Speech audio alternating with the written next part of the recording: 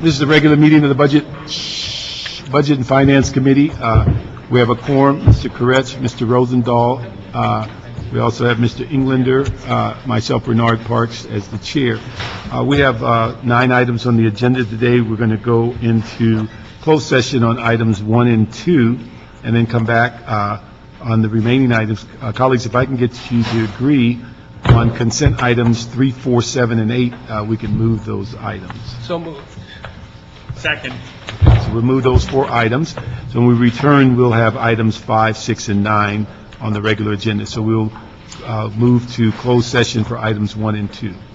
Anyone that wishes to have a card in, please get that to us so we can have your card when we return.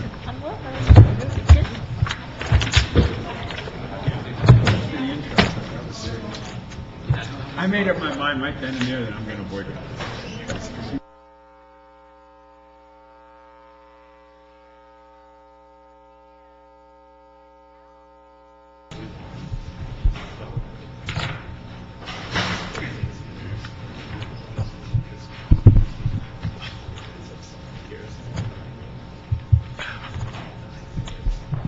Good afternoon. Tom Juarez, Chief Investment Officer, Office of Finance. The City Treasurer is on her way up as we speak. If you like, I can go ahead and proceed. Once we get started, Okay. I would appreciate that this is one of those reports that we've far more meaningful that it's in August. Generally, we're getting these 3 and 4 or 5 months late, so we're appreciative that it's a recent report. Sure, and they will be coming quite quickly now. We've formulated a system where they're usually lagging maybe a month at most behind. So, Okay. okay. Overall, in general, the overall health of the city's finances are in great shape. For the fiscal year that just concluded, we came in slightly above forecasts of about $3 million in excess. Our proposed budget, I believe, was $12,040,000, and we came in at $15,185,000. Thank you. With respect to the current fiscal year, we're tracking very closely to the $14 million proposed budget, despite the challenging financial atmosphere that we're currently experiencing. So, just in general, the economy, both on a domestic as well as on a global perspective, continue to be challenging, including GDP, which through the second quarter of this year was hovering around 1%. The forecasted for the third quarter is somewhere around 1.6%, and should stay around that same level for the remaining part of the year.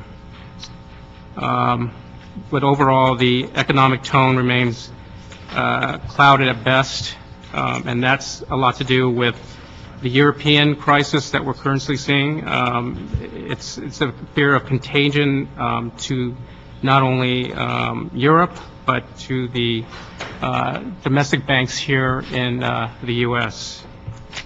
In terms of unemployment, the nation, we're at 9.1%, and that has been stubbornly sticking around that 9% level now for the better part of 1 year. However, with respect to the city of Los Angeles, that's even higher at 12%. So what does that mean? Interest rates are forecasted to remain extremely low for the remaining part of the year, and an unprecedented announcement by the Federal Reserve to keep rates at these levels for the next 2 years. And with that, I'll take any questions you may have. Okay. Let me ask, any concern as we keep getting reports on the weakness of both the state and the federal economy, how that may impact our portfolios? Well, actually, believe it or not, we have the reverse effect for bonds. The weaker the economy, the more strength it adds to the portfolio in terms of buoying the prices for the overall securities in the pool. So, unfortunately, to the unfortunate state of the economy, the portfolio actually holds in pretty well. Okay. Any other repercussions in this instance? We've released Moody's as a rating agency, and I see they've downgraded a number of other municipalities and government entities?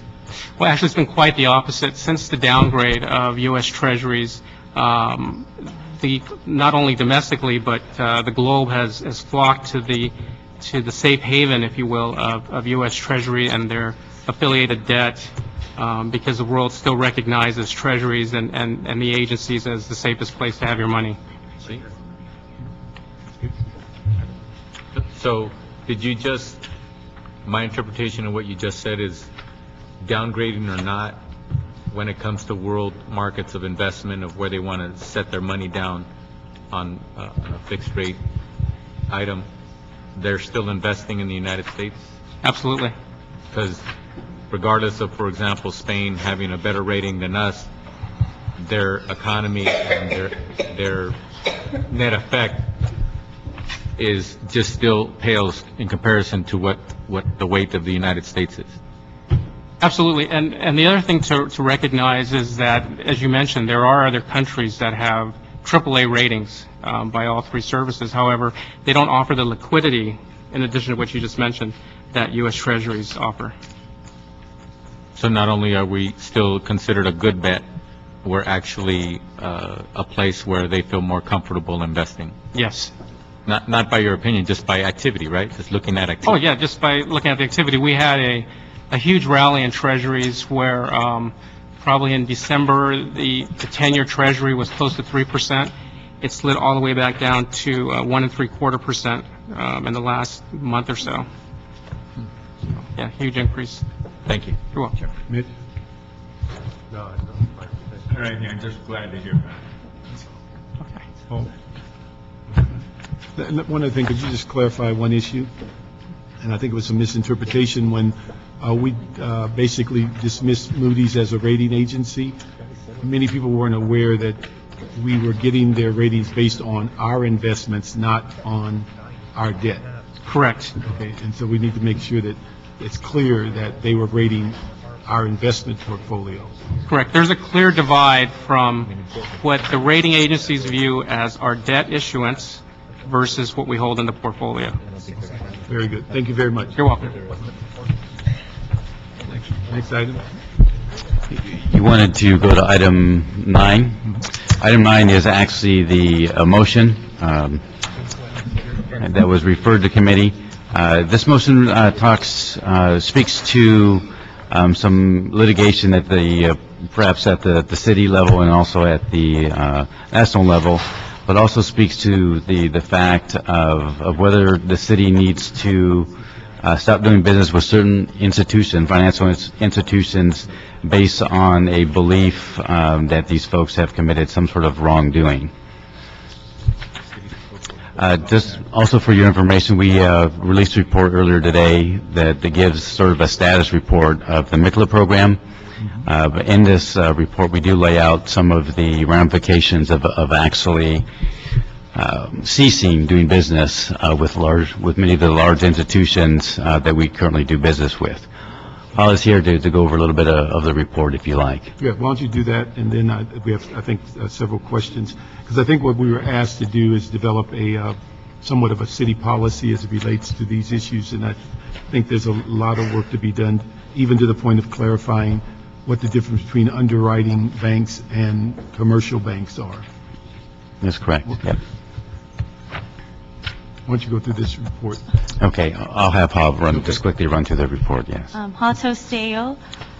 Currently, the MICLA CP program has a capacity of 300 million. Right now, our outstanding CP as of September 29th, as indicated in the first financial status report, is 204 million. We've used commercial paper to finance various projects such as the ARA transportation projects, the IESO street parking, the Mount Lee Communications project, the East Valley Multipurpose Center.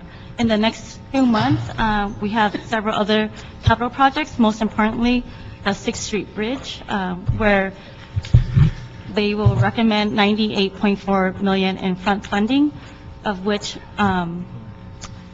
it will be fully reimbursed through federal and state funding.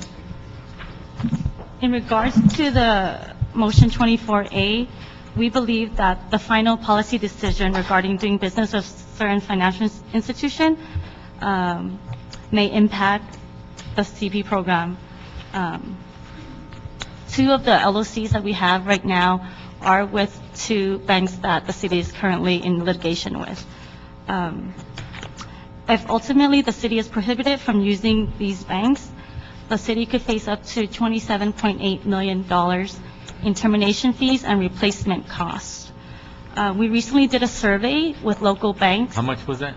27.8 million. That's the estimate? Yeah. We recently did a survey with local banks to see what type of rates they're offering now, and what we found was that they were charging 9 times higher than the market rate. In the last LOC transaction, we sent out 28 requests. We only received two responses. So for us to go out again the next time around will be pretty difficult, and we won't likely see the rates that we're seeing now. I'd like to at least be 9 times higher. Okay. So in this report, we are recommending to suspend the usage of MICLA CP until the issue regarding the financial institutions are resolved, so that we don't incur any more general fund debt.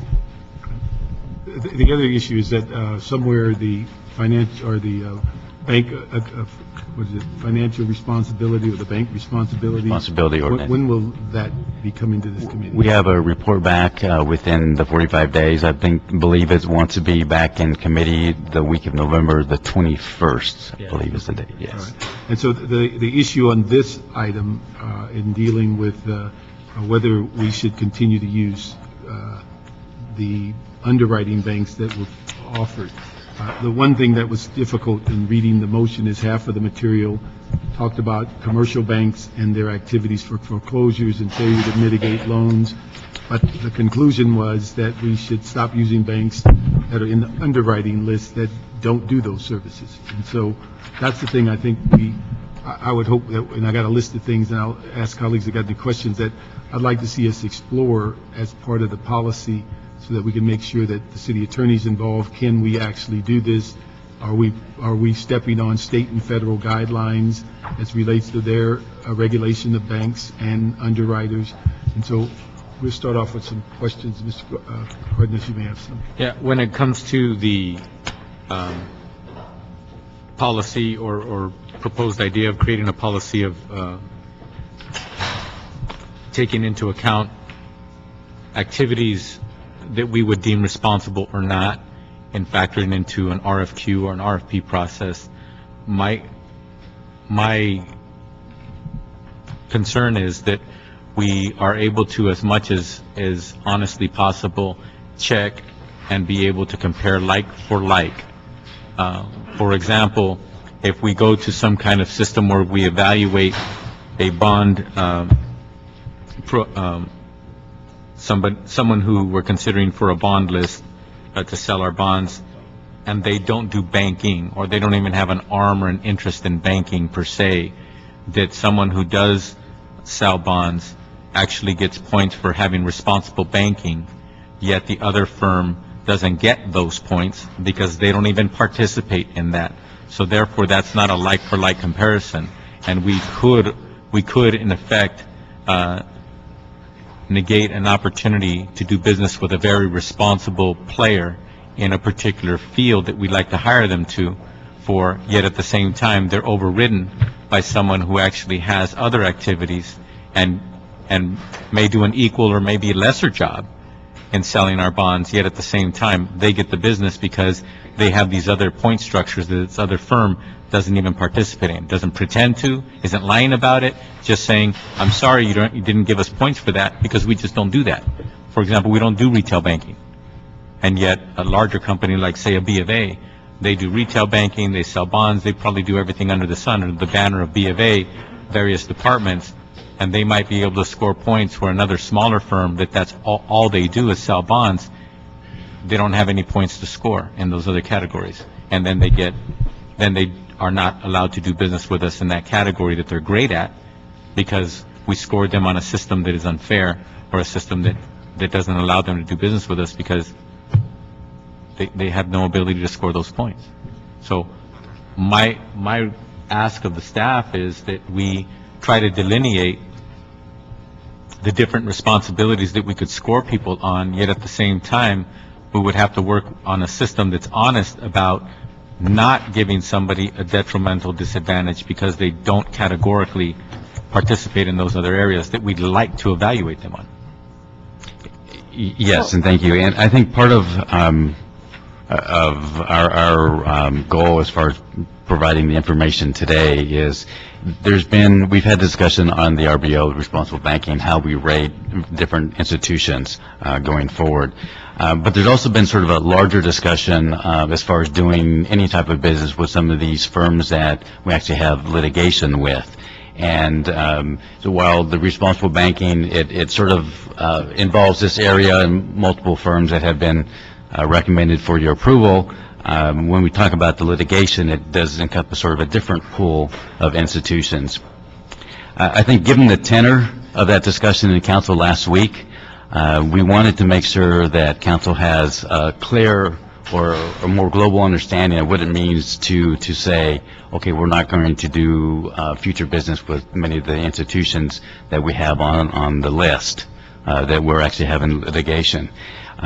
So while on a go-forward basis, we talk about sort of the underwriters and what that means to do with future deals, it also speaks to the fact to looking at our current letter of credits, who holds those, and whether we continue to hold those with those institutions that provide loans and other economic development areas, affordable housing. It's like, how broad is this discussion? Is it only limited to our current bank, Wells Fargo, that Treasurer deals with? Is it encompasses the underwriters, that pool, or is it something greater? Thank you. And my concern was that I think the spirit in this motion, I think the spirit of it's fantastic. The outcome, though, however, does create a hostile situation. My concern over the last few years financially, with mergers and acquisitions and takeovers and changes in the marketplace, we could potentially go out for bid, and then by the time things come back, they've dramatically changed. It's a different picture. I think coupled on top of and layered with the arguments that Mr. Cardenas just made, where you get some institutions that are out there that may not either benefit from the additional points or have some taken away, even though that's not what they're bidding on. It creates that issue. It also will drive up potentially costs and fees when you have a narrow pool to pull from, because we've taken out some of the other institutions. There's that issue, and then the other concern about, we've got, I think, roughly 185 regulatory agencies that oversee these institutions now in light of what's happened. And that may not be enough government. Maybe we need some more. But the issue that I've got is who then determines, in the wording on this, believes financial wrongdoing. Who then comes up with what that criteria is outside? I think that's all done on the federal level now, in light of what's occurred. And so I agree with Mr. Cardenas on those fronts, but I think there's a lot of other issues that go along with it. Yeah, just a couple of points. First of all, can we get a list of the criteria that determines points for this, that, or the other? How you make that decision? Well, certainly we've had some discussions, and when we released our RFP, we put together sort of criteria and things regarding the responsible banking ordinance. Those criteria weren't used in a rating per se as actual scored points, given pending the outcome of the actual RBO ordinance and the council policy moving forward on that. We are in the process of collecting some of that information from the institutions, but at this point we haven't used that as a definitive point tally. And make a definitive decision as to who gets it. How do you come up to that? Well, I think much of it's going to depend on sort of where council ends up in the ordinance, on the RBO ordinance, and actually how we are going to score say, a true underwriter versus a larger institution that has banking and underwriting So services. you'll put And that- trying to do that fairly. So we'll get something to work on so we can make that decision ourselves as to what we rank people. That'll be part of the report back when we come back in November. Because it's a good point Ms. Carden's made on that, about how we scored these folks into it. My second question is obviously the elephant in the room. I don't want taxpayers to have to pay more money for this or that or the other, because it's a double-edged sword. I did say in the public arena, we're between the rock and the hard place. I have a general attitude about banks and how they're screwing us on mortgages, but on the other hand, when we're dealing with them within the context of what we do here, are they screwing us more, or will somebody else screw us more? I mean, it's really the dollars we're talking about, and the taxpayer, our responsibility of the taxpayers' money. So we need, obviously, to clear that out and deal with it specifically from those terms. I think that when the politicians in D.C. threw all those billions at the banks, their mistake was they weren't clear enough to say what it would be used for and what it should be used for, and put strings attached to it. I mean, it was taxpayers' money. They just threw it at it with the expectation this would all make sense. And obviously, we're dealing with the aftermath of that. So from our perspective and the frustration that we share, frankly, with the folks occupying the country and the world right now, are the issues of fairness and justice and really who's screwing who. And that's the data you're going to get us as time goes on. That's correct. That's true. Like you said, it's a very difficult situation. On one hand, we want to make sure that the residents of the city have homes, things of that sort, access to banking institutions. Though on the flip side, if the policy decision does come down that we're going to limit ourselves, then we do have costs then that we have to absorb elsewhere. And what we provided in the information today is when we're talking about our letter of credits, our using MICLA CP, which is a great financing tool for the city. Cash flowing different projects. We have the 6th Street Bridge project that's be coming up, our equipment, et cetera. I mean, it's a great tool, a low-cost financing tool for the city. But if we don't have access to the market, then it really is going to mean higher costs for the city. Yeah, well, I have some of Councilmember Rosenthal's concerns. We obviously want to do the right thing. We know banks have been doing a lot of inappropriate things. We don't want to reward them for it. But at the same time, if it costs us $20 or $30 or $40 million to do the right thing, then we're probably doing the wrong thing by doing the right thing, if that makes any sense. So we're not in a good position. My greatest question is on the amending motion by Mr. Alarcon, the therefore clause, and the fact that it's so vague that I think it will get us into trouble if we don't find a way to clarify it. The fact that we would exclude from the qualified list for city bond programs any financial institution that the city of Los Angeles believes to have committed financial wrongdoing in the last 5 years. What standard is believes? And who makes that determination? And does there have to be a consensus within the city, and whose consensus is it? I mean, I think we somehow have to change the wording of this so that that's clarified. Certainly, I think belief is much too squishy a term. I think we don't want to believe it. We have to know that, based on whatever determination is made, that they have committed this. But again, who decides that? What's the process? And what does settlement without admission of guilt count as? Does that count as a financial wrongdoing, or does that count as something we believe is a financial wrongdoing, although we can't prove it? We need somehow to clarify that standard. If we're going to use it, it has to be legally clarified. Otherwise, we're going to be sued, 5 ways from Sunday, and probably deservedly so. So that's my greatest concern with this. One, that it not cost us a lot of taxpayers' money to do the right thing, and two, that we define this in a much clearer way, otherwise we're going to get ourselves in a lot of trouble. Very good point, and I had a conversation with the city attorney earlier this morning on just that. I mean, what is belief? How do we sort of wrap our arms around this, how we're going to define it? There are risks as far as depending on how the city proceeds. And, you know, I believe on Wednesday we have a closed session scheduled on the actual litigation with an update on that with the city attorney's office. But like you said, there's a number of issues here that we have to be mindful and what it might or might not mean, you know, on our actions. Mr. Chairman, I just think I figured out what we could call this policy that we're trying to create here. If excluding you is wrong, I don't want to be right. How's that? Okay. All right. I think you have to sing that comment. Let me see if I can capture a couple of the themes and ask the CAO. We'll leave this in committee, but ask you to develop a policy that we can present to the council on this issue, on this motion.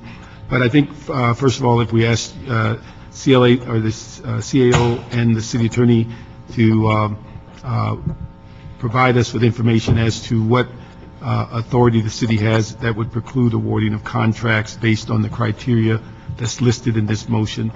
That we also, and we have this attachment that was given to us today, if there's any additional information the CAO can provide as to what would be the impact on the city if we to implement the letter of this motion.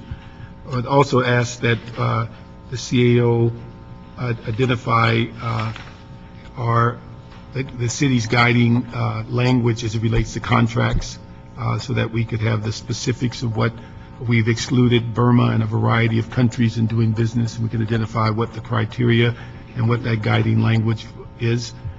We'd also ask you to define what wrongdoing is, whether it involves a criminal conviction, a civil judgment, regulatory agency sanctions, that's from the SEC and federal and state, settlements and what type of settlements that should be part of wrongdoing. Also ask that you identify between state and federal regulations that require and requirements that are for banks and underwriters. And we need to define what the difference is between a commercial retail bank and underwriters. That we also, we need to also determine the impact on letters of credit as relates to dealing with large banks and underwriters. And let's see.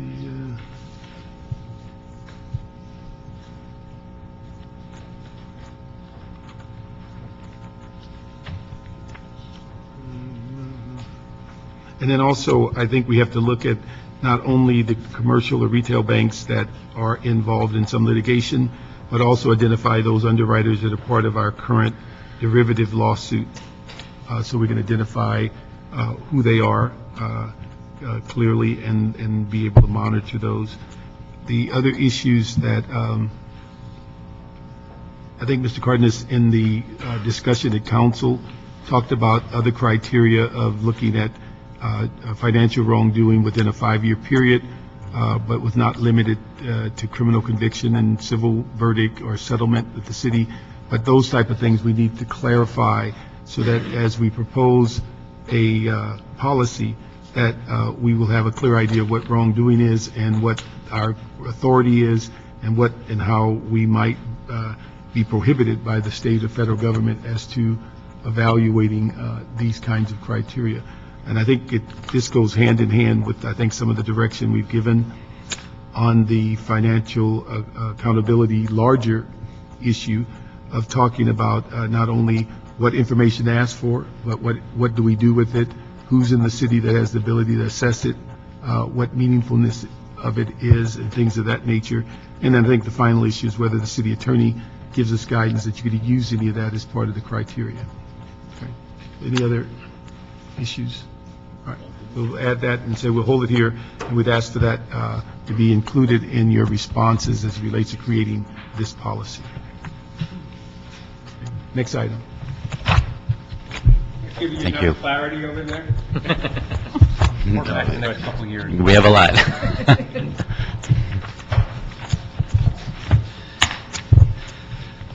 Okay, thank you. So it takes us to item number 5.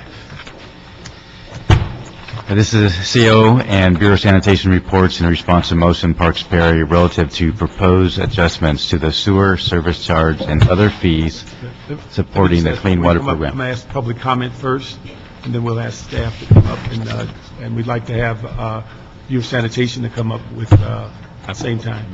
Let me go in public comment. First is it Zanu Nisabian?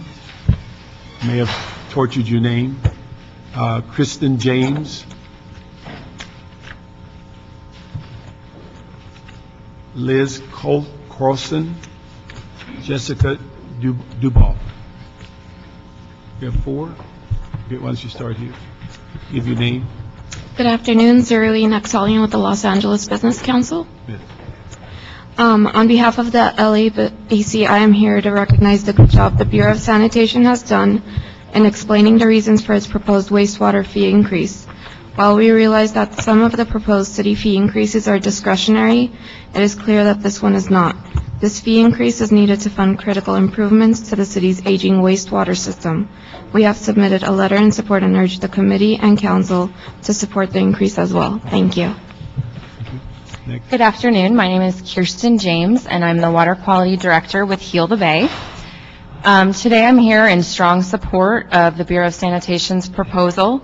Heal the Bay, 26 years ago, we began as an organization founded upon the issue of the decaying wastewater infrastructure in the city. And after many years of rebuilding Hyperion and other wastewater treatment plants and replacing sewer lines that were well past their safe, useful life, the city went from one of the poorest systems with more than 2 sewage spills a day to one of the most reliable major systems in the country. In the 90s, we saw sewage on the streets adjacent to where students were going to school. In the 80s, we saw nearly half of Santa Monica Bay beaches closed by enormous sewage spills from broken pump stations, leaky sewers, and an overcapacity sewer.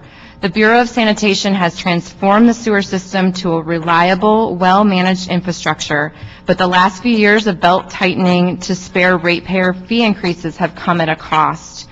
Infrastructure repair capital projects are now a priority for the city. We do not want to return to the days of decaying infrastructure and threats to public health. We have analyzed the list of wastewater projects that have been proposed and believe that they are the basic needs to keep the sewer system functioning efficiently and safely. Even with the fee increases, the service sewer charges will put the city near the average of sewer service charges for major U.S. cities. We have seen the CAO's proposal today, and that looks to eliminate positions. We don't think that is an appropriate way forward. In order to get the public health protection and environmental protection that we need to maintain those jobs and think strategically about that. So in conclusion, Heal the Bay strongly supports the Bureau of Sanitation's proposed sewer service charge, and we urge you to move forward. Thank you. Thank you. Before you get started, let me ask Jake, is it Sales, and Sam, is it, I can't pronounce your last name, is Yunji? Unger. Okay, have a seat here. Start with your name. Thank you. My name is Liz Crossan. I'm the Executive Director for Santa Monica Baykeeper. Baykeeper is a community-based environmental nonprofit organization working to protect and restore the waterways throughout Los Angeles. Baykeeper supports the city's clean water program rate proposal. We support a 10-year financial plan. And this is exactly what LA needs to maintain a citywide collection and treatment system that protects public health and the environment. And it will solidify LA's long-term commitment to clean water. In 1998, the city's sewer system experienced sewer overflows in LA on the average of 2 spills per day. This was due to maintenance problems, upgrade issues, and investment lacking. Sewer odors backed up into homes and into businesses. Waterways and beaches were impacted. We saw elevated levels of bacteria and beach closures. Santa Monica Baykeepers sued the City of LA in 1998 due to these sewer spills under the Clean Water Act. There was a settlement reached between Baykeeper, the city, the federal government, and the state, and some other local nonprofits, and that settlement will, the ultimate compliance deadline is 2014. So since then, what we've seen from the Bureau of Sanitation is it's outstanding. We've seen upwards of 82 to 83% reduction in sewer spills. We've seen maintenance and upgrades that are necessary for the city on a level that is quite impressive. However, this has been the bare minimum. We just went through our 7th annual report from that litigation agreement, and what we saw was that the city is doing well, but they need to do more. And this is not just a one-time cleanup project. This lawsuit was about maintenance. What we need is ongoing maintenance, which is why we need this long-term investment into our sewer system. Also, I would urge the council or the committee not to take the recommendations of the CAO report. That's not a strategic analysis of positions that necessarily need to be eliminated. In fact, many of those are sewer jobs that we need for the maintenance to make sure that we continue to comply with the consent decree and the law. Thank you. Good afternoon. My name is Jessica Duboff. I'm here on behalf of the Los Angeles Area Chamber of Commerce. I'm here today to express our support for the vision and objectives of the Bureau's LA Clean Water Program. Investing in our city's infrastructure is vital to keeping Los Angeles a livable and economically competitive area. We commend the Bureau for the strides they have made in the last decade to reduce sewer overflows and increase department efficiencies, but we agree with the need to commit to further investment. While we endorse the goals of this plan, the Chamber does have reservations about immediate sharp increases. During these tough economic times, businesses cannot afford to take an exorbitant increase in taxes and fees, particularly ones they did not budget for. Thus, we do appreciate the concept of a 10-year plan so that businesses can budget accordingly for the long term. Ideally, we would like to see modest increases to fund the highest priority actions and revisit after the Council, the Chamber, and the public get a better opportunity to understand the needs and prepare for the costs. Prioritizing upgrades based on the high-risk areas will allow critical upgrades to most needed neighborhoods while calibrating the cost to business in an appropriate fashion. I'd like to thank the staff at the Bureau for their outreach efforts. We look forward to continuing to work with the Department and Council in the coming months to ensure Los Angeles takes the necessary steps to protect the safety and economic vitality of our residents and businesses. Thank you. Thank you. Let's see, Mary Leslie. We'll just have your record in the letter in the record. Wes May and Jack Humperville.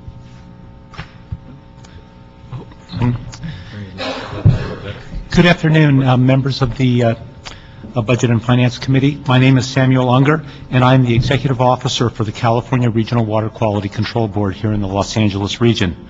I am pleased to be here today to support the funding initiative set forth by the Bureau of Sanitation. I'm well familiar with the city's Bureau of Sanitation because more than 10 years ago, I was assigned as the state's representative to the talks with the city, environmental groups, the US EPA, to resolve the issues with an excessive number of spills from the city's sanitary sewer system. These spills closed beaches and affected citizens' lives and well-being on a twice-per-day basis, and now, due to the Bureau of Sanitation's skill and expertise, they have been reduced to once every 3 or 4 days at this point.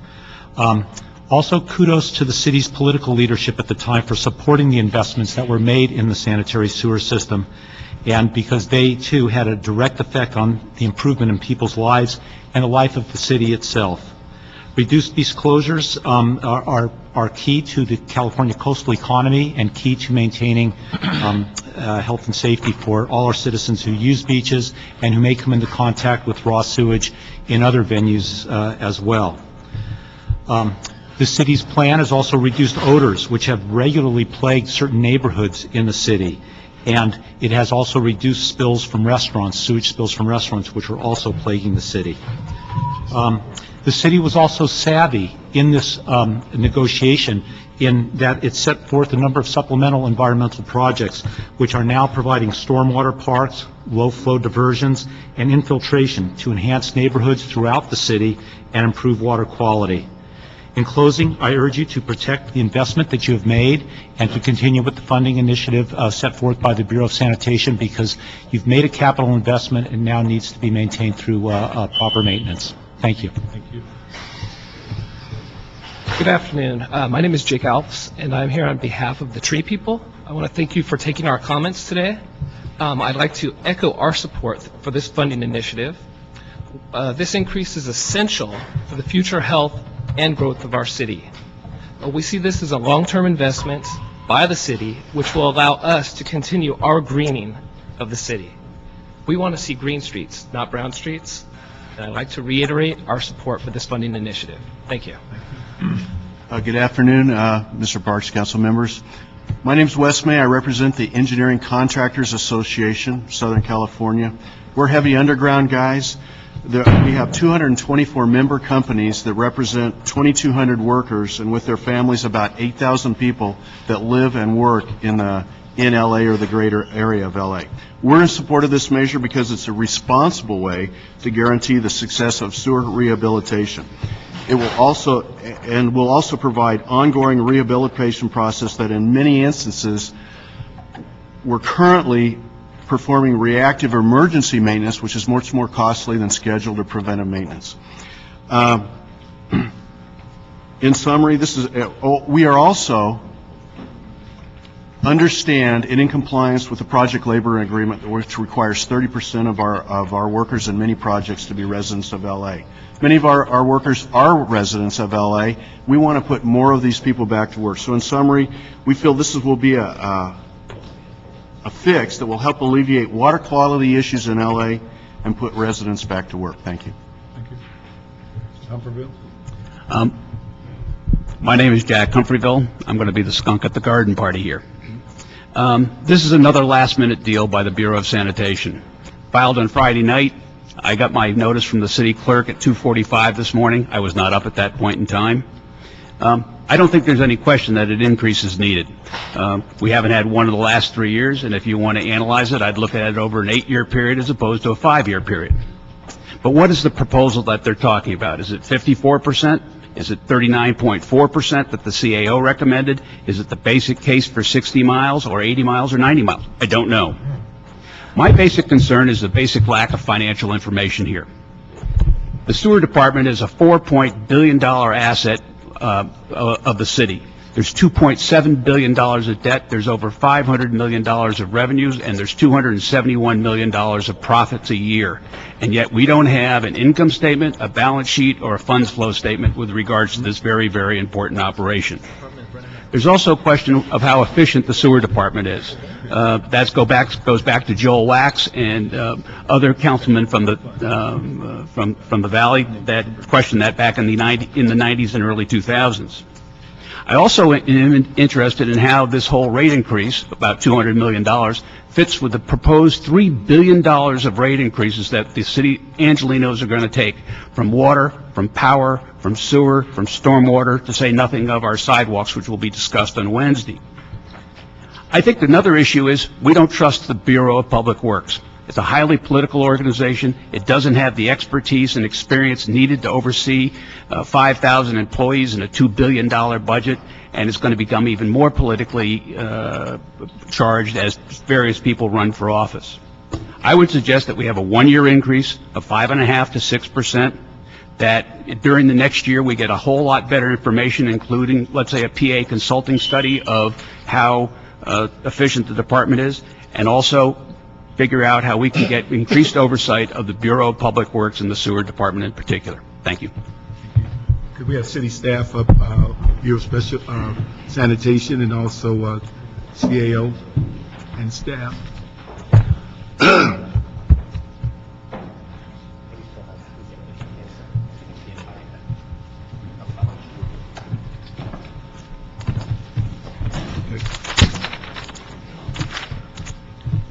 Mr. Saldivar, why don't you start off your presentation? Good afternoon, Mr. Chair and council members. Enrique Zaldivar, Director of the Bureau of Sanitation. I'd like to just make a few background and introductory comments. This is an important proposal and an important request for us, for the city residents. In response to a motion by Councilmember Parks and Councilmember Perry, the Bureau of Sanitation is pleased to present a status report on the city's clean water program, including a financial plan and a rate adjustment proposal. The essence of the city's clean water program has been largely shaped by the nation's Clean Water Act of 1972. In effect, this also marked the birth of the city's own clean water program. We as the city have invested over $6.3 billion in the clean water program to achieve such monumental accomplishments such as the Hyperion Full Secondary. Some of these you heard from the speakers. We also see social disposal of biosolids, a huge accomplishment. The construction of the East and East's tunnel sewers, the nitrogen toxicity removal at the Tillman and LAG water reclamation plants, which reduced toxicity in the LA River. The total asset value estimated for this program is over $20 billion. So it's not a small program by any means. Admittedly, as you heard from some of the speakers, many of the city's efforts have been done as a result of judicial actions brought about by litigation with regulatory and environmental steward organizations, often leading to adversarial relations. Through your leadership and the leadership of our mayor, we believe we have turned the corner, and you heard testament to that earlier, in our relationship with these organizations. We now share the same pursuit of a common interest, the protection of the environment and the public health, all for the benefit of the city residents.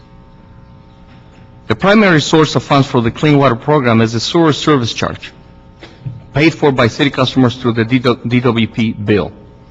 It's important to note that while this clean water program made some of its larger infrastructure investments, the SSC was held flat in 14 of those 20 years, which means that we have relied largely on debt financing to provide the needed revenue, causing us to be overly leveraged. In recognizing the current economic conditions and the expectation of your council and the mayor, we as a department have mitigated and reduced our costs through efficiencies. We have eliminated 240 positions in the last 3 years. That's 16% of our workforce, at a savings of $52 million. We have reduced operational costs by $14 million, have saved, working with the CAO, over $400 million by restructuring our debt. And most recently, we were able to save $60 million by doing value engineering in one of the requirements of our collection settlement agreement for air treatment facilities. $60 million in savings there.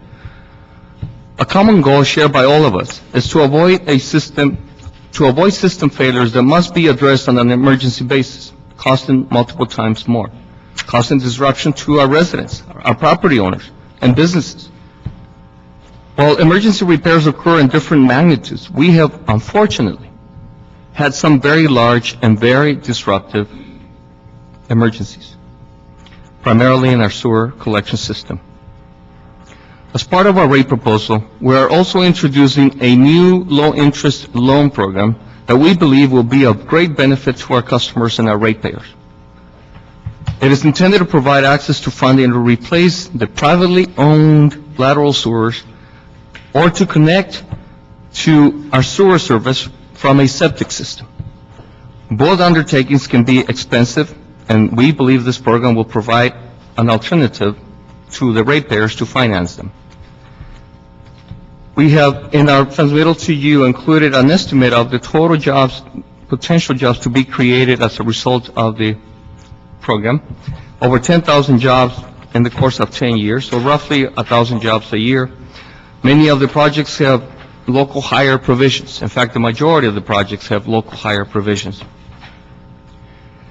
We recognize the sensitivity in the financial climate in which we are presenting this proposal. While some might argue that this proposal should have been made 3 years ago, we instead held the line through efficiencies, through delaying the projects, and through other means. We want you to know that we do our planning on a 10-year horizon. We have every single project identified over the next 10 years. We also want you to know that in one of the most recent communications from the CAO, there's a recommendation or a proposal to reduce our staffing, whereby all of our vacancies will be eliminated. It's important that you know that we've been working with and through the managed hiring committee and trying to fill positions that are urgently needed. We have had now more than close calls in our operations where we have had emergencies that have cost us a great deal of money, and we're increasingly concerned that they may end up costing us more than money. And so it's important that we maintain our staffing levels as we currently have them. With regards to the specific proposals that we have and some of the financial metrics, I'm going to ask Lisa to briefly tell you what they are. Lisa. Good afternoon. Lisa Mowry, Acting Chief Financial Officer for the Bureau of Sanitation. There are a lot of reports out that have come from both the sanitation and the CAO. To try and simplify things, the Bureau of Sanitation is in agreement with the proposals set out in the CAO report that was submitted in July of this year. The only option that we offered as an alternative is looking at a 10-year plan as opposed to a 5-year series of rate adjustments. The 10-year plan came about as we were going around meeting with council offices, also as we've been going out and meeting with the neighborhood councils. People have asked, is there something we can do to stretch this out, to have smaller increases at the beginning and to spread things out? So that was the genesis of us looking at a 10-year proposal as opposed to a 5. In certain aspects, a 5 and a 10-year proposal, for instance, get us the same capital improvement program for the first 5 years. It was structured that way. The 5-year proposal brings in some additional revenue, which the 10-year proposal is able to make up by doing some more debt financing, which we're only able to do because of that surety of having 10 years worth of rate adjustments. Beyond the first 5 years, years 6 through 10, we're showing that under the 10-year rate proposal, we can continue to increase the capital investment by $15 million every year. Whereas with the 5-year proposal, because there is no certainty of any additional rate adjustments following on, we can't assume that. We have to assume that we're holding steady and we actually may need to decrease the capital investment. That was certainly something we learned the last time when we entered into the collection system settlement agreement, had rate adjustments set for the first 5 years and assumed that we'd be able to come in and get rate adjustments for the next 5 years to finish out the 10-year program. As we learned, that's not always the case. We can't predict what's going to be happening with the economy. So for us, we feel that certainty of knowing that we are going to have future rate adjustments outweighs any uncertainty that's associated with the costs in those outer years. One of our large drivers of this program are our capital costs. We do feel very comfortable with those. As Enrique said, we operate our capital improvement program on a 10-year cycle. So we're used to projecting costs out that far. We feel comfortable with our escalation rates and our other assumptions that have gone into that. We realize in some other areas of our program, we don't necessarily know what's going to happen. We feel, however, our assumptions are reasonable, and we will do everything we can to stay within those projections. CO. Emilio Rodriguez, CO's office. Our office issued 2 reports with rate adjustment proposals. One was July 29th. One was the latest, which was October 14th. The proposed adjustments from our July report include a sewer service charge rate increase of 6.5% each year for the first 3 years, and 7.5% each year for the 4th and 5th year. At the last hearing of the Energy and Environment Committee, we were asked to identify additional reductions with recommendations to bring the rates to the lowest level of increases, but maintaining sufficient capital funding. In our October report, the rate proposal is reduced by a point. It's essentially 5.5% for the 3 years and 6.5% for the last 2 years. The proposed reductions in this scenario include the elimination of 222 current vacancies in the clean water program, which essentially affects sanitation, engineering, and Board of Public Works, for a net reduction of $17 million in salaries and overheads. We also looked at positions that are currently filled at a lower level from the authorized class, such as pay grades and NLUs. That would offer a net reduction of $1 million. To help control costs over the ensuing 4 years of the rate period, we also looked at a targeted attrition proposal of $5 million annually to help offset growth costs. Again, this would have a greater focus on admin and less on plant and field operations, so as to not jeopardize the Bureau's operations with plants and conveyance system. And these actions combined would help minimize any likelihood of layoffs. This fee structure essentially addresses the cost of labor, healthcare, and pensions costs, which we are estimating to increase by an average of $25 million a year over the next 3 years. It allows for another $12 million in capital funding, essentially increasing pay-as-you-go capacity over debt burden. In light of these reductions, we are recommending for the exemption of sewer-funded positions from managed hiring to allow departments to manage their resources more expeditiously. We also recommend a minimum baseline funding of $212 million for the capital program, which includes the $200 million that was targeted with our original proposal, plus another $12 million to be earned from additional overhead savings. This helps ensure that we scrub all other possible costs in the clean water program to minimize the funding impact on the capital program. We continue to support a 5-year rate period, although we amend our report to include a 3-year reopener to evaluate the condition of revenues and expenditures in the sewer fund. What this does is it ensures some level of a cost and revenue certainty. We really don't know what economic conditions will be like in 10 years or other cost drivers such as new regulations coming forward or in the horizon. The city has really never done a 10-year sewer charge spread. The largest was 5 years, which was the last set of rate increases in 05 through 08.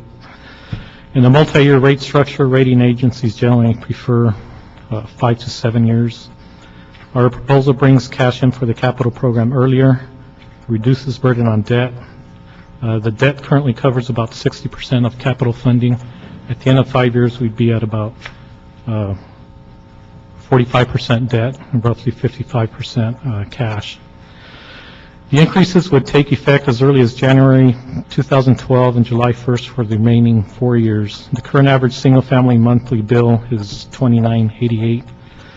Proposed rate increase would increase that cost by $1.64 in the first year, $10 over the life of the rate increase. These increases include a 5% increment for a sewer repair revolving loan program. In closing, our recommendations reflect the council instruction to look at a leaner clean water program operation. While to our knowledge, minimum service levels are being provided under current staffing, it's difficult to say whether reductions of this magnitude are sustainable in the out years.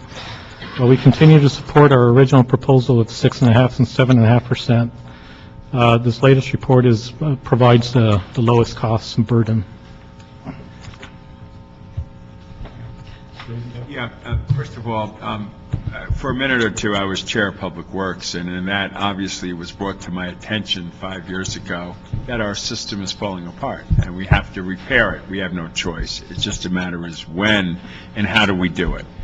I asked about San Diego, which had done a strategy. Do you remember what that answer is? Did they do a sales tax across the board? How are they funding right now their plan as they're going forward with redoing their sewer? Does anybody know? You know, San Diego is one of the few remaining cities that has maintained a waiver on the treatment level. But that's going, San Diego, waiver from EPA. And, but that's coming to an end, so they're going to have to invest very heavily. But I don't know the answer, Councilman. Okay, I'd like an answer. I'd just like to see what other cities have done to deal with the obvious no-brainer that we need to replace our sewer system. I mean, I'm dealing with the dual-force main over in my part of the district, that we better get it done. Otherwise, we're going to have some tremendous problems with the sewer system. So I'd like to know how we're doing it in other locations. We certainly know of a city of Atlanta where they had to raise their rates over 100% to deal with the upgrades of their system. San Diego, Adele just mentioned, they also have the same mechanism as we do, which is their version of sewer service charge, and it's at $58 per month. $58, and that's without having to upgrade their system to comply with the full secondary process. So San Diego is financing it the same way. And the only reason, look, we got a 5-year to 10-year plan. The 10-year concept is basically to make less of a burden at the gate in the worst troubled times we've had since the Great Depression. People don't have any money. And we've got a lot of high unemployment, a lot of underemployment. We're in a serious moment. And so the first question is, which I'm getting a sort of a no-answer answer about 5 versus 10 years. We just haven't done 10 years. We don't know how far we can go out. The only reason we put 10 up there was could we make it less painful in the first few years with the hope that our economy changes. Can I get more clarity on why 5 years makes more sense than 10?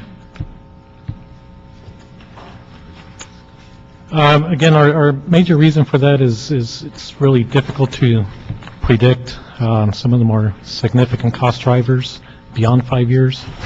Regulations, for instance, the current proposal actually doesn't reflect the cost of new regulations coming forward. There's volatility in the labor environment. The current agreements we have with the labor unions are good through, I think, the next 2 or 3 years. And beyond the 5-year window from now is, I mean, we just can't say where we're going to be at that point. So just from the perspective of financial certainty, we're just more comfortable at a 5-year level. I would also add, even at the end of the last 5-year rate increase, the city faced citywide, not just in the sewer program, double-digit increases to our capital costs because impacted by Hurricane Katrina, also by the building boom in China because of the Olympics. That came at the end of the last 5-year rate increase and was impacting our ability on the capital program because they were going up 10, 15, 20% in some cases. So again, the further out you go, the more difficult it becomes to project costs and incidents that will impact your costs. Okay, all right, I'm hearing that. Uncertainty. Also, if you're providing more cash up front, you reduce your reliance on debt, which provides some cost savings from not having to finance additional I have bond about 3 dollars. more questions before I go into them. Mr. Humphreyville's comments about getting it in the middle of the night, not getting enough clarity, no real numbers and audits. Can somebody respond to that? Yeah, I mean, we go, first of all, being an enterprise fund, every year we have to do what amounts to an audit report. We recently were audited by the Controller's Office and the major component of our program. This is a full performance and financial audit by the Office of the Controller. That's very recent. That happened within the last 2 years. So it's not, and so the disclosures and the level of reporting that we do on our financial metrics are exhaustive. Lisa, you want to speak more to where else we report? And on the financial side, we have an annual independent audit. Again, that's an independent auditor that's hired through the Office of the Controller to review all the financial aspects of the program, to ensure that we're meeting all of our requirements, we're doing all of our reporting, we're being very upfront and honest about the condition of our infrastructure and future liabilities of the fund that we expect. Explain the proposed sewer connection loan program. How will that work? So every building, every house connects from there to a city sewer. Unlike sidewalks, the private lateral sewers are the responsibility of the property owner. Right. And those, just like our sewers, over time tend to fail, break. Tell me about it. Right. I mean, there are cases where they have totally corroded away and there's no pipe. And so, unfortunately, the homeowner or the property owner always finds out, generally on an emergency basis. Right. And at that moment, they got to come up with whether it's $5,000 or in some cases $25,000. That's what I came up with. Yeah. And depending on what they have access to, could be a credit card, which is 14% credit, or in some instances they just let it go, which is bad for everybody. So this will provide a loan program that would be at our cost of money, which could be as low as 3% or even lower, depending on how we're borrowing ourselves, which, it's pretty low. And we will structure it either on a 5-year or on a 10, at this point, we're thinking a 5-year repayment plan. And so it gives them access to financing there without worrying about whether it's going to cost them 15% interest or not. I think that's great. To be honest with you, having suffered it myself, my house was built in 1924, and I had to replace the entire system in the property in an emergency case. It was awful. And we're extending it to folks who are in a septic system, too, and that's even more expensive. That's very good. That could be $80,000. Okay, here's the biggest one for me. What is the plan for senior citizens and low-income earners who honestly cannot afford this increase? Like the $58,000 that we've had on the sewer, on the garbage. The trash fee. Yeah. How do we deal with that? We, on the sewer service charge side, have over 85,000 people that are actually getting the low-income subsidy right now. One of the things we want to be able to do, because we are legally required for any subsidy we offer to make it up as a surcharge with the rest of the customers.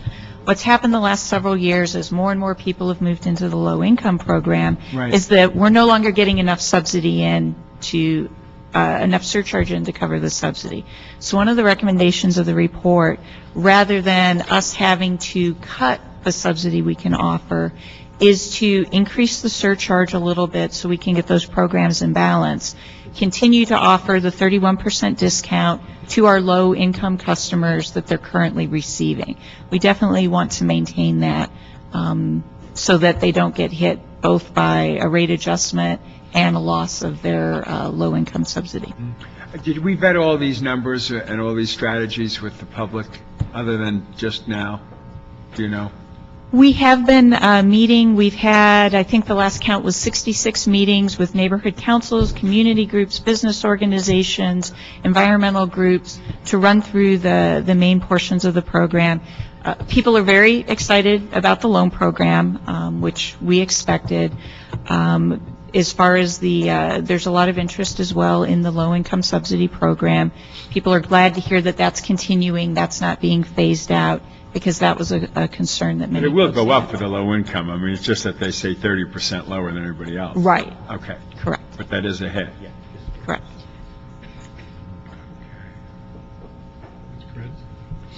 Yeah, just a few comments and questions.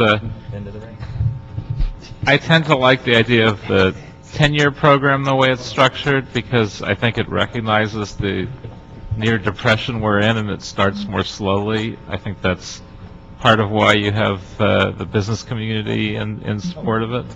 I also think it makes more sense to do 10 years rather than 5, because we know we need at least 10 years of increases, and to have to go back after 5 seems unnecessary to me, because we know it probably would take us 40 or 50 years, and I don't know what the exact numbers are, but to actually get our system where we want it would take a lot more than 10 years.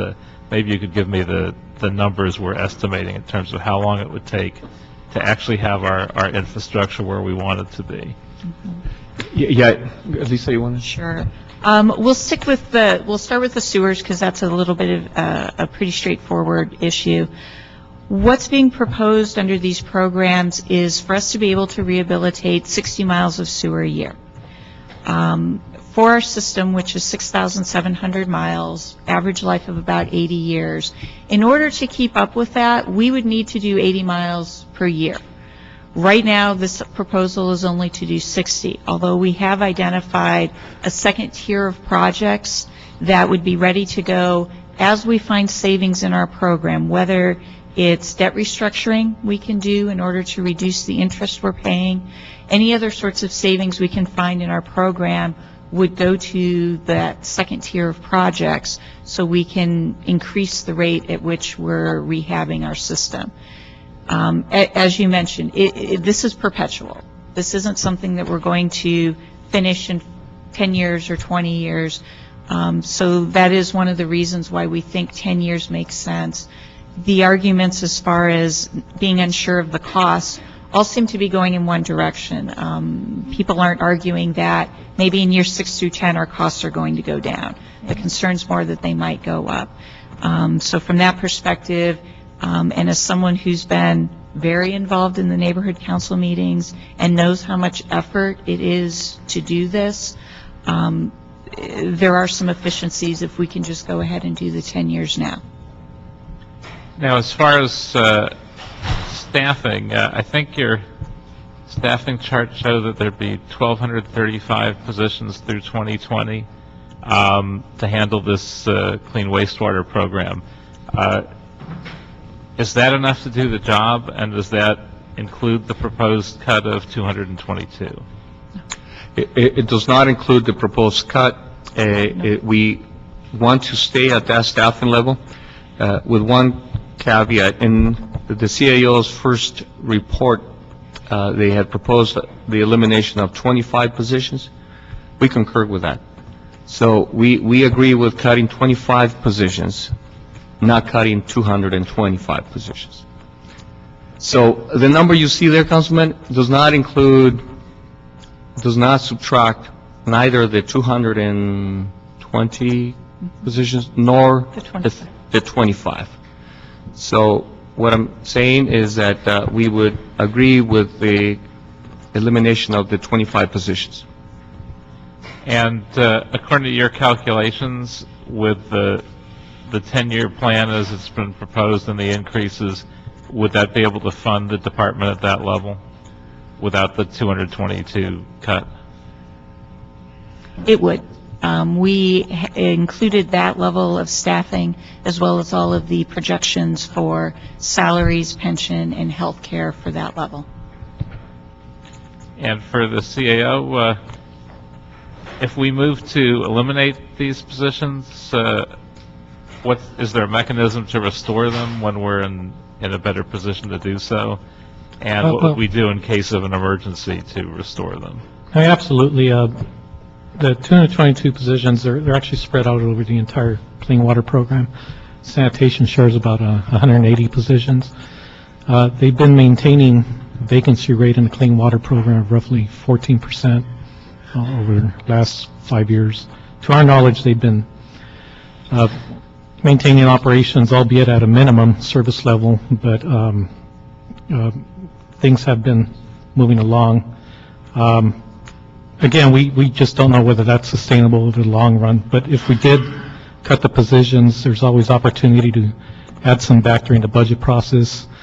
There's opportunity to do substitute authorities through the course of the year, in lieu authorities or other management and flexibility mechanisms that we can certainly entertain.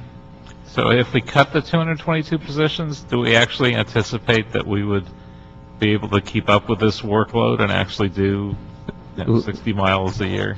Again, this represents an extreme scenario. We're basically saying we could probably do this over the short run. Over the long run, I mean, it's kind of hard to say. From our perspective, and we do not believe that we can sustain it, not even in the short term. In fact, just recently we communicated with the managed hiring committee. I think we had been probably not as vocal with the managed hiring committee with regards to our staffing needs.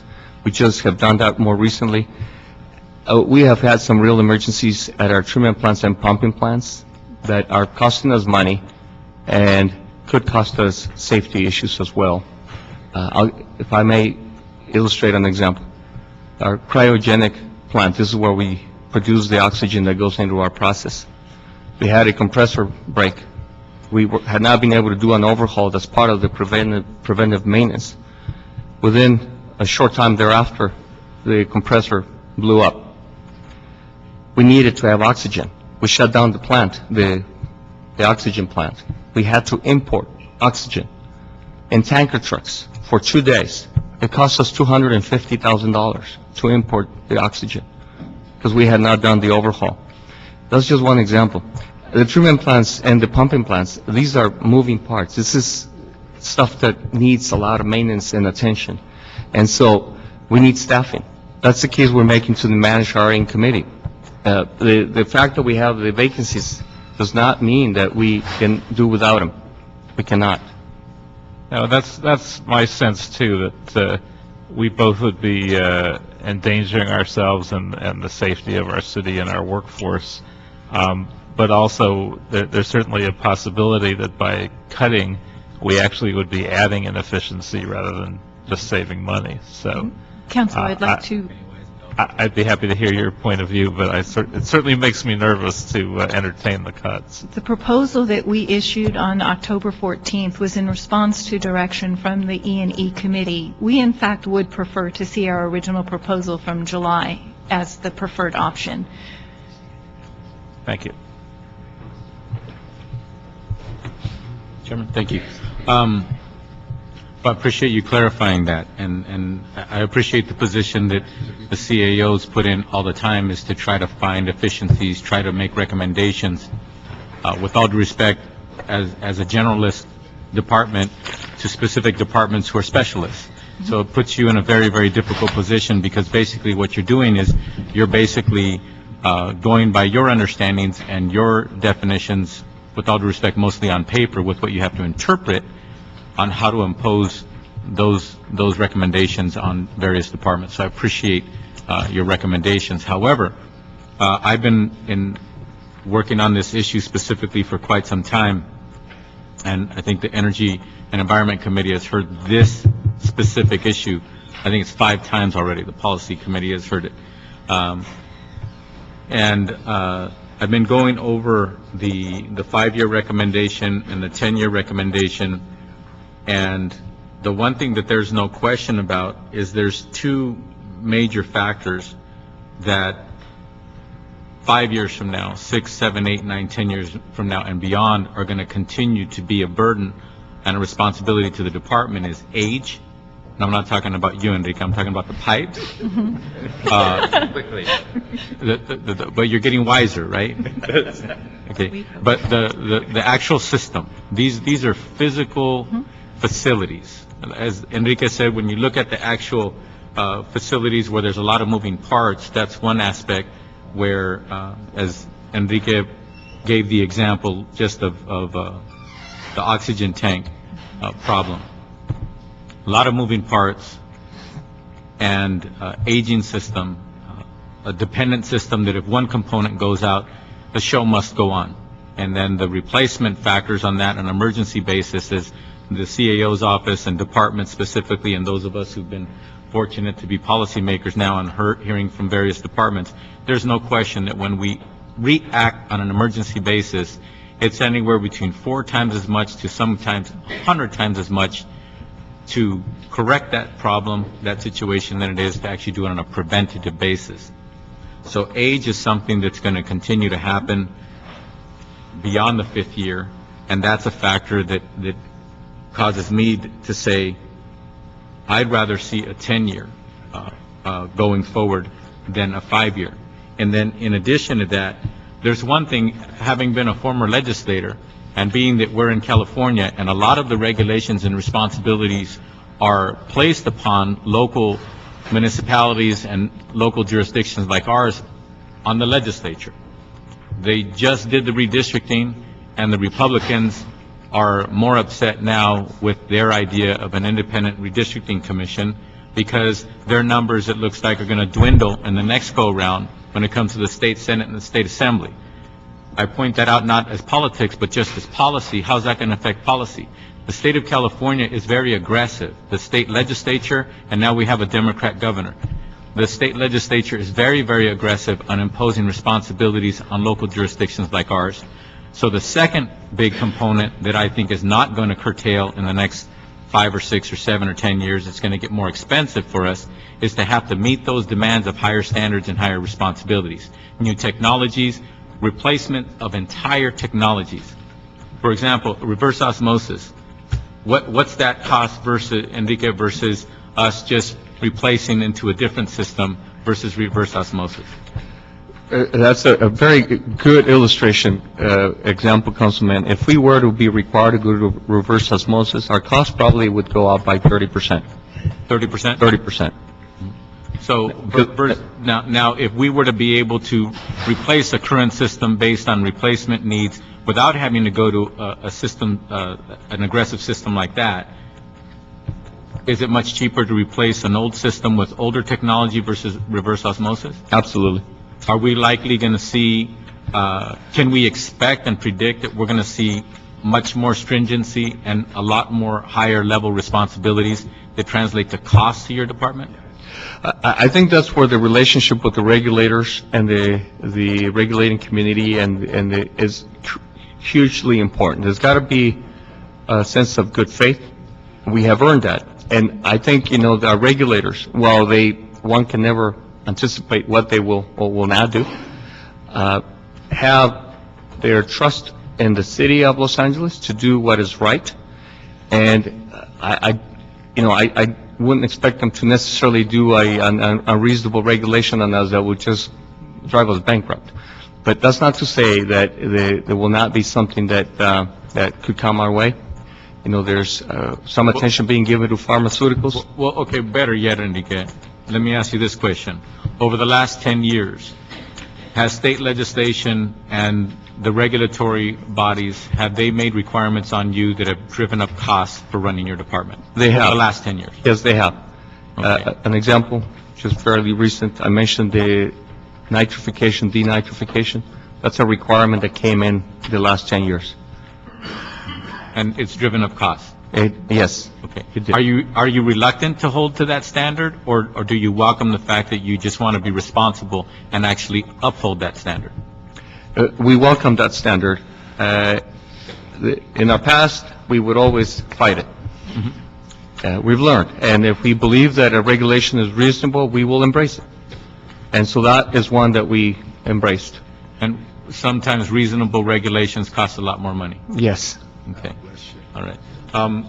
Again, my respect to the CAO, and I appreciate the request that was made of you by the Energy and Environment Committee to reevaluate or resubmit an evaluation of this rate increase proposal beyond your July evaluation.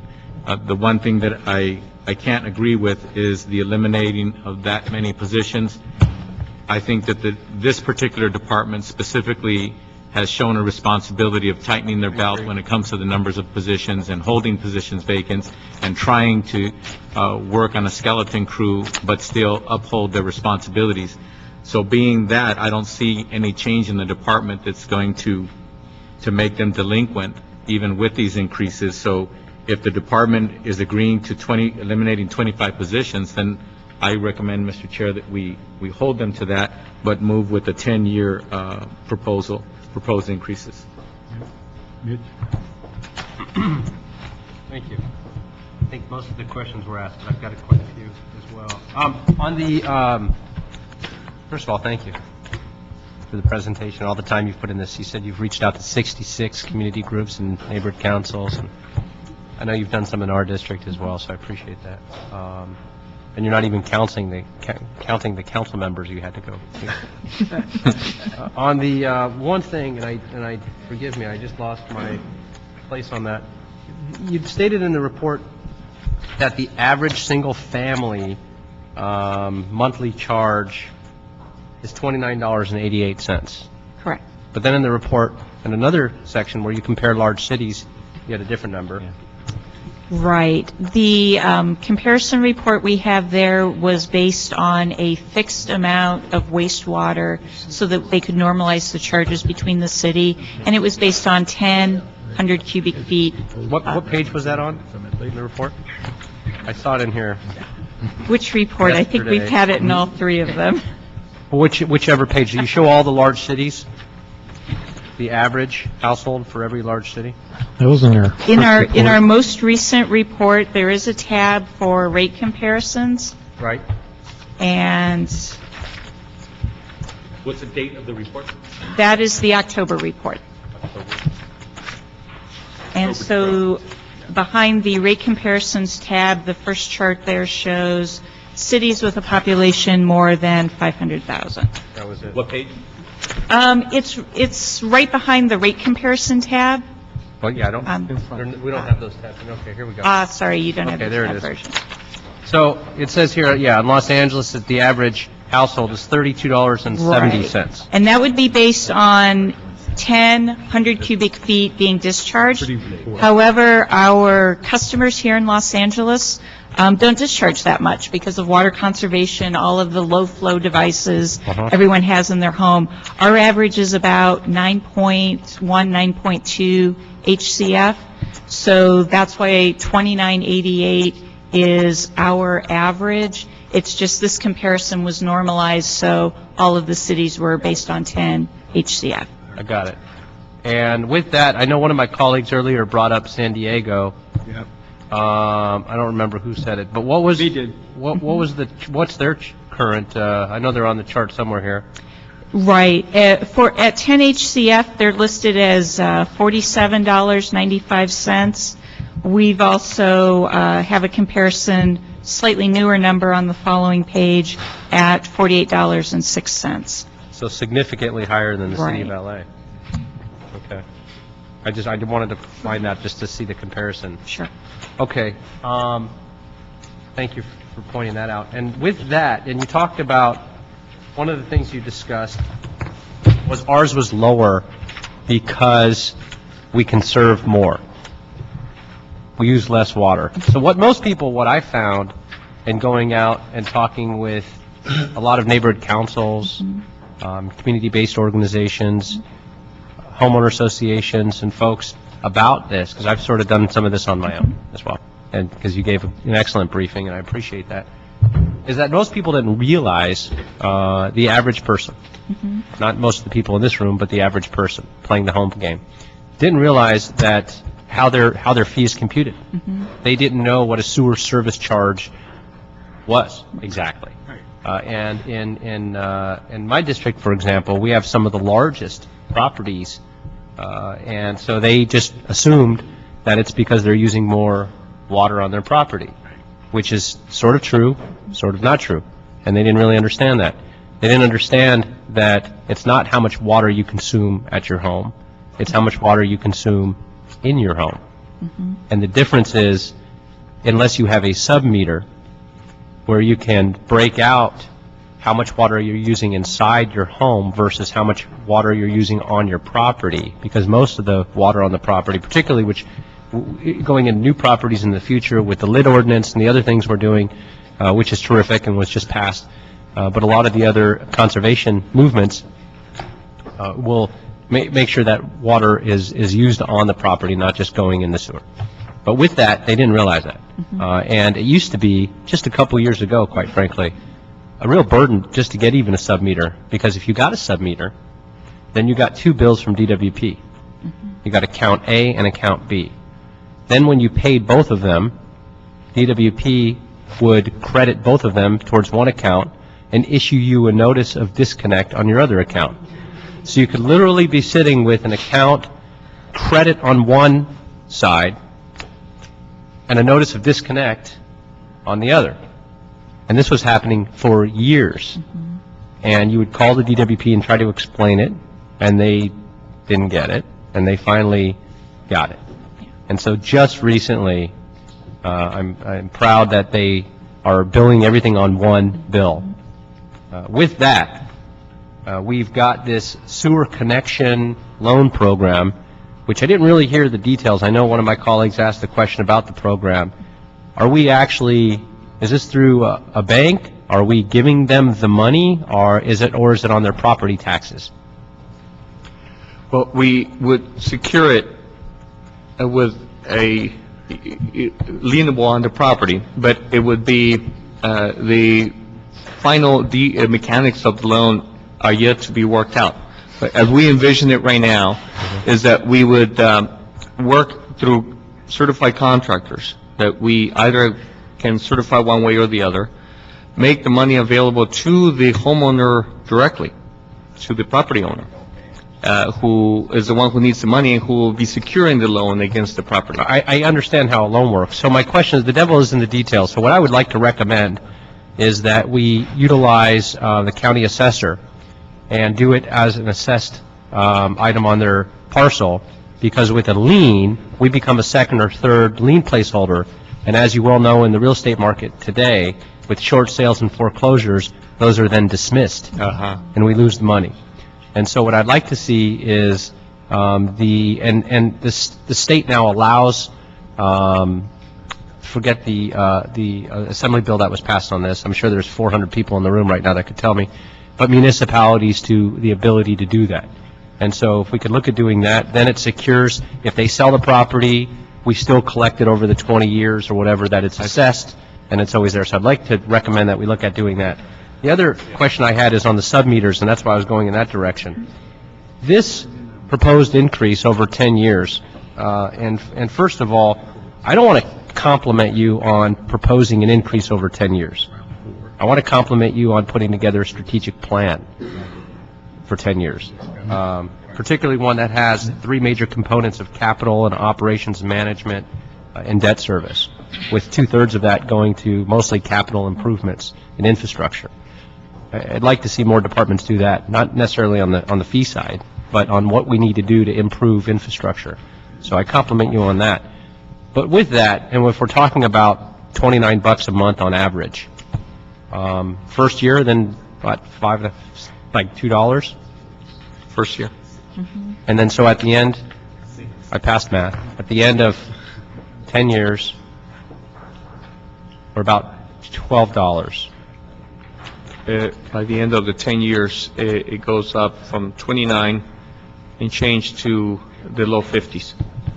53. 53. Okay, well, yeah, cumulatively, okay. So that would be right. So then with that, because you have 2 more bumps in the last 2 years.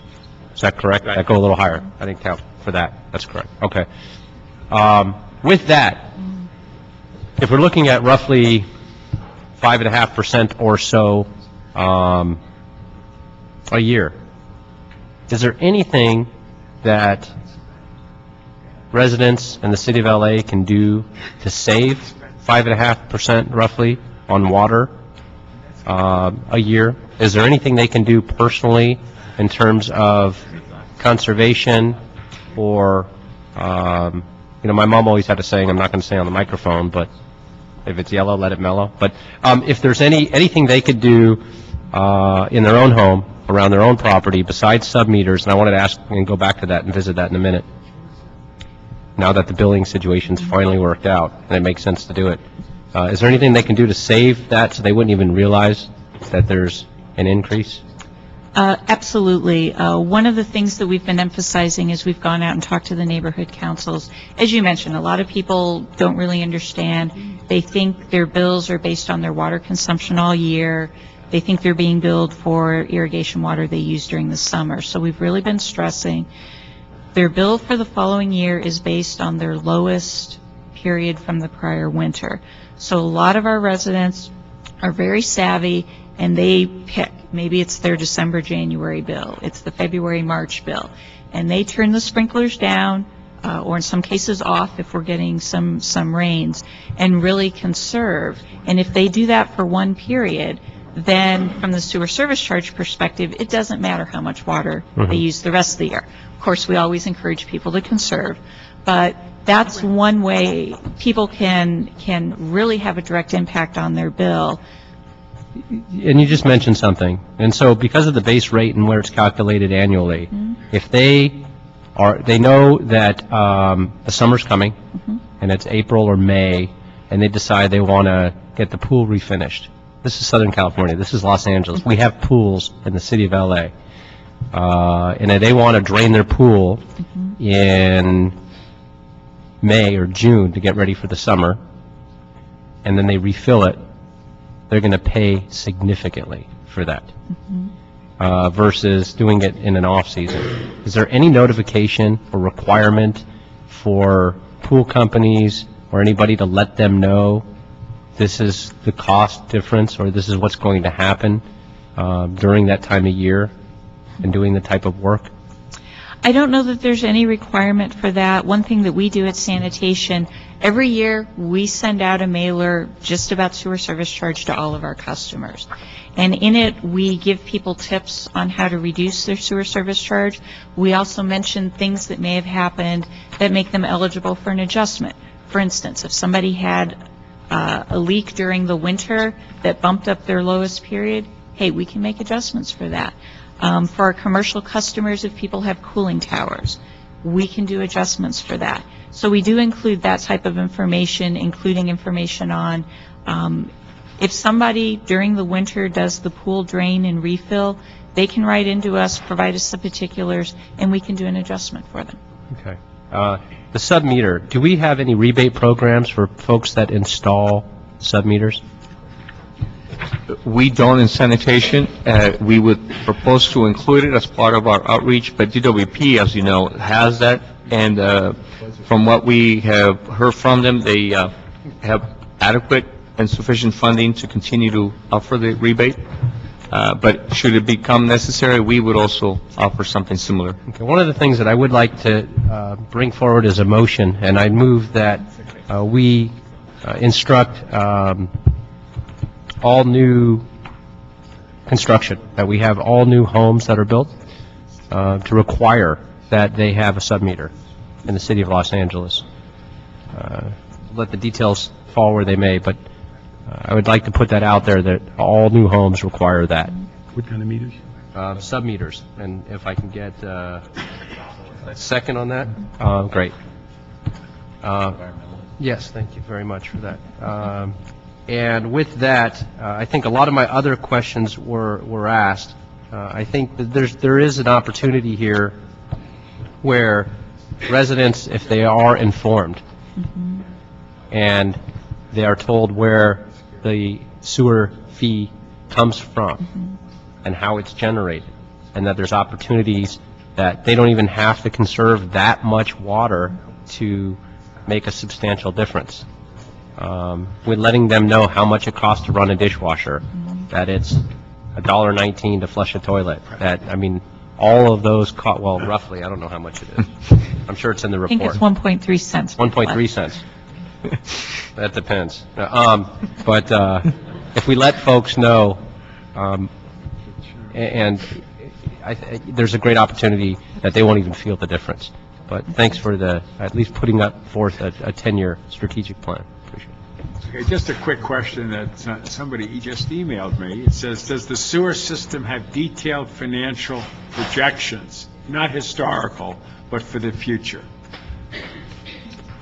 We do, and information about our financial projections, for instance, is part of all of our bond offering documents. We do projections in there.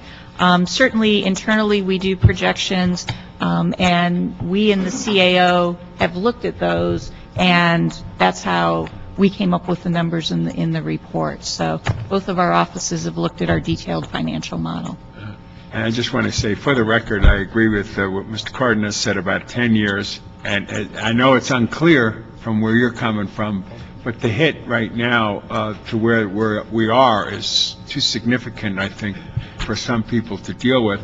And secondly, I'd like to get a better appreciation of what the 30% discount means for those at the low income, so we know exactly what dollar side are we looking at that they have to come up with as well. And then if there's any need for any more public transparency and openness, then we need to do that. But we have to go forward with a plan. Don't get me wrong. I am a believer that our sewer system has to be replaced. I think the leadership here is incredibly good. And I also agree that we shouldn't lay off the 200 plus, but just the way you're defining it, which is strategical and surgical, which I appreciate that leadership as well. Thank you very much. Let me just go through a couple of things. One thing is I'm going to ask on the issue of the general fund impact of dropping the 10% reimbursement down to 6%. Any consideration of why we can't resolve the whole $10 million in this transaction? Well, $4 million is coming really just as an offset from related cost obligations that we have to handle for a couple of fiscal years that passed. So it's simply an offset as to the remaining $6 million. That's more of a policy decision that.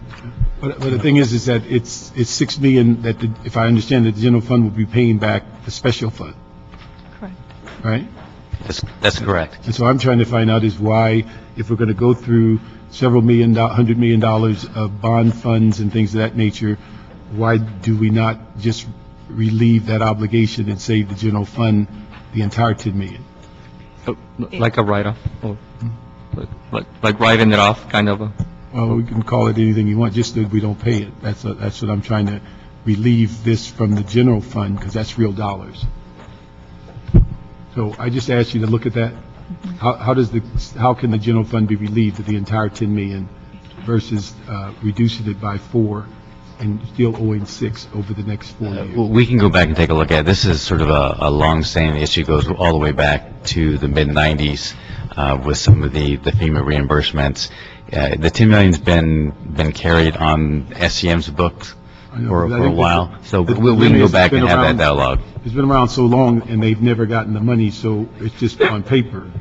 So I'm trying to clarify that why are we holding ourselves to that level of obligation if we've held it for the 15 years? We can look at that. We can treat it much like photo red. To look at that is whether we can relieve that entire 10 million. The one thing I think also in supporting the 10-year plan, I'd ask that we put in some report backs on and what's appropriate, 3 to 4 years or 3, 6, and 9 years or whatever is appropriate, that they're reporting back on the stability of the program. And so we can plug in the dates that you think is appropriate, but we need report backs. If I may on that, I think what we can do is ask them through the annual budget process, provide updates of system maintenance and O&M and all that good stuff. We do that. We ask for report backs in the annual budget. Also, I'd ask that on the 190 positions or plus that we're allowing the standing department, that they be managed through managed hiring, so that we make sure that they are appropriately deployed when they're funds, because if I understand the CAO's position, that's several $1 million that would be saved by not filling those positions, which then could be put into more construction and stuff like that. So the issue is that we ensure that the remaining 190 positions are in managed hiring. The other issue is that on your sewer connection loan program, I'd like to see if we could solve a problem we've had for the last several years, that we add also backflow valves as part of that situation, so that people can get some loan program and maybe save us literally millions of dollars of inverse condemnation on some of these lawsuits. The other thing I'd like to see we do is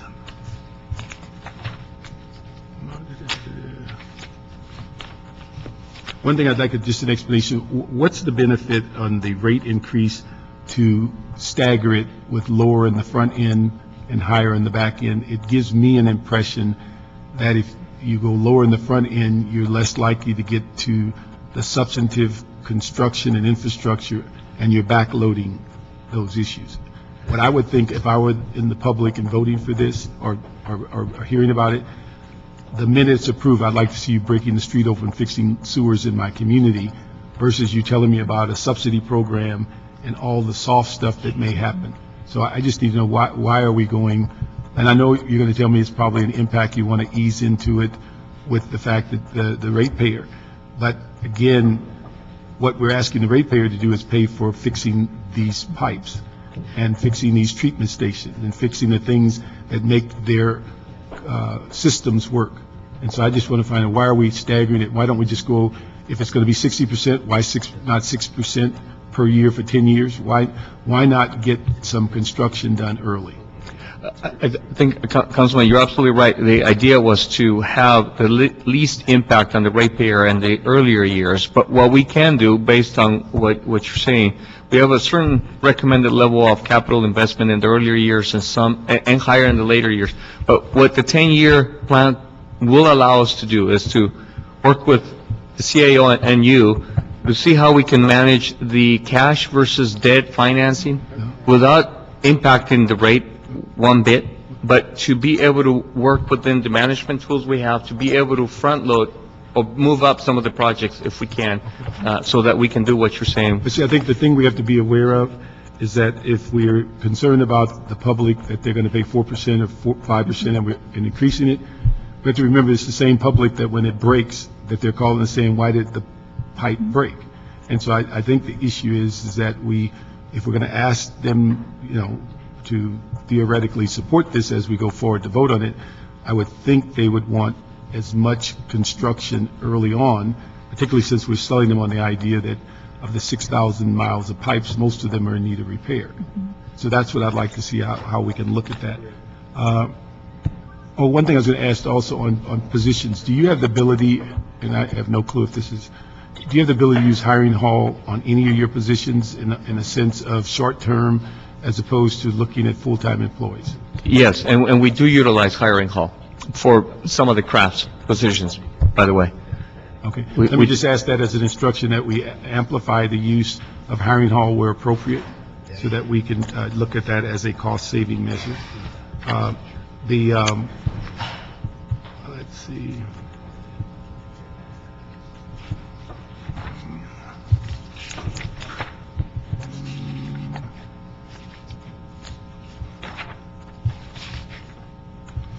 I had a couple of more things I wanted to ask you to do. Well, one thing I was going to ask, why is there such a little difference in the number of jobs created between the 5 and 10-year plan? It's only like 1,000 more jobs. What we did on that calculation for the 5-year plan was assume there would be no additional rate adjustments. What we also did between the 5 and 10-year plan was assume the same capital program would get done in the first 5 years. Then we started varying on the 10-year plan. We kept increasing it by about $15 million per year. On the 5-year plan, after a couple of years, we had to start decreasing it because there's no certainty of additional rates. So the variance is fairly small because a lot of the program is the same, whether it's 5 years or 10 years. With the 5-year program, because we are getting more revenue in the first 5 years, that does help carry through for part of the last 5 years, but it doesn't go quite as far as if we had the rate adjustments for the full 10. So the thing is, I think that's one that seems counterintuitive, that if we're going to do 10 years, that we'd end up with just 1,000 more jobs. And again, it's the difference, 10 years, but at lower initial rates, so versus 5 years at the higher rate. So it's not quite the 2-to-1, 5-to-10 ratio you would think, but yeah. And then one thing I was going to ask you, on the chart that you provide us where it says age distribution of sewers, you're going to have to explain to me why the entire valley has 47 miles of pipe over 80 years and the rest of the city has 2,200 and some odd. Yeah. So how do we get that kind of imbalance? It was the earthquake, Councilman. That was not by design, by any means. It was the 1994 earthquake that caused damage to the majority of the sewers in the valley. Those have been replaced in the last 20 years. But we had earthquakes citywide. And part of it is just when the different parts of the city have been settled. A lot of the construction in the valley was in the 50s and the 60s. They haven't quite hit their 80 years, but it's just around the corner. So It shows that they got 47 miles, so they got a lot of time. Right, but they've got a big group that are in the 50 to 60 year range that is going to hit 80 pretty quickly. But they'll never catch up with these other districts that are at 100 plus, right? Well, hopefully, as we work through the other districts, we get those ages down. We'll have that under control, so when the valley areas hit 80. It seems to be a trend with transportation money and all the other things. Yeah. Okay. Then the final thing I want to thank you for the chart that you did on the sort by council district, because I think that is very helpful, that people can leave the meeting and know exactly what they can talk to their constituents about as it relates to this issue. So that's all I have. Colleagues, if we've asked all the questions, let me ask the CAO to kind of guide us with the number of reports that have been given to us. What is it that we're approving? It looks like we have the motion. We have 2 or 3 reports by the Bureau. We have a couple of reports by the CAO, and we've amended some of them. Well, actually, that was going to be my question for the committee, is whether you're going to approve the 10-year plan presented by the Bureau, starting with the 4.5% increases for the first 3 years and then 6.5% thereafter. Correct. Okay. Let me just say this, to qualify it, I would say that I want to approve the 10-year plan, but with a reporting mechanism.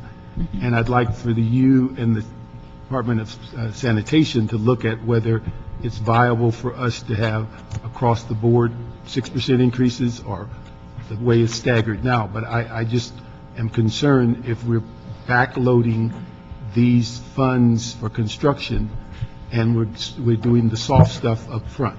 And I'd like to see us bring some construction up front. So whatever that is, if it's 4, if it's 5, I just want to make sure we have construction as early as possible. Or if we can do it through a restructuring of the debt and cash ratio. Right. We can do it that way without messing with the rate. But without, I don't want to look up and say in 7 years you get started on it.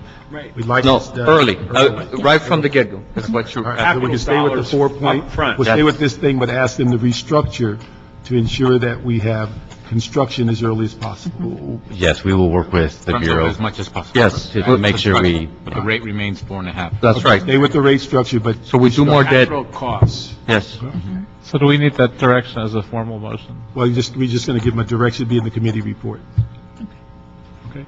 Anything else that we need? And the other point that I made earlier, the department did concede to eliminating 25. 25 positions. 25, yeah. So that. We'll go with the 25, but the other 190 plus are in managed We hiring. keep. All right. So what else is that on the reports rated? Or did we just approve them as amended and let the clerk figure it out, or what? you know what, I like that, actually. Yes. Hmm? You sure? I'll second that. So we'll work with We added the, the instruction Mr. England had about sub-meters, so that's should be in the report also. yeah, we'll work with the clerk to make sure we have all of the motions, the sub-meters, all that. Rather than us going through every report and figuring out what we We'll changed. figure it out, but I think the main crux that you want to approve is basically the 10-year plan with first 3 years at 4.5%. That's right. We'll stay with the Remaining structure. years at 6.5%, and we make sure we push up construction and right on. And report back. And report back. Okay. And With tho- report back, sub-meters, et cetera, et cetera. With those instructions, we'll approve item 5. Thank you. Thank you, Councilman members. No, it's the first 3 years, 3 years, and then 6.5. All right. Not working too well, was it? Welcome to the